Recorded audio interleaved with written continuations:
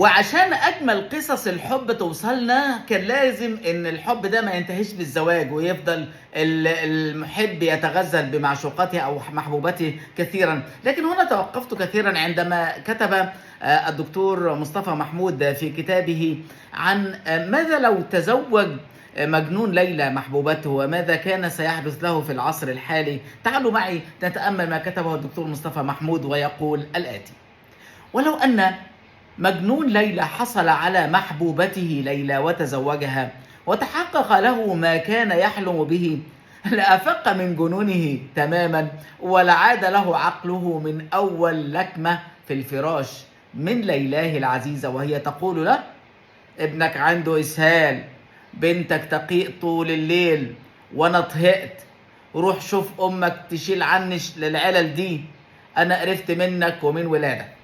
قطعا كانت جميع الرؤى الشعرية والأطياف الملائكية ستتبخر من دماغه، ويلعن اليوم الذي نظم فيه قصيدة أو كتب فيه مولا.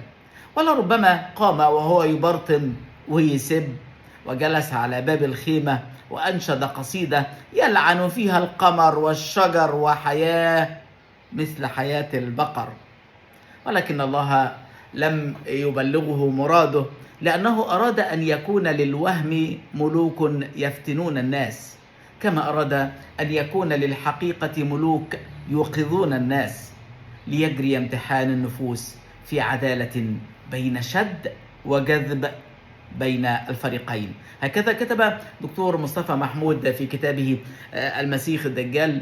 ويعني هي رؤية ماذا لو.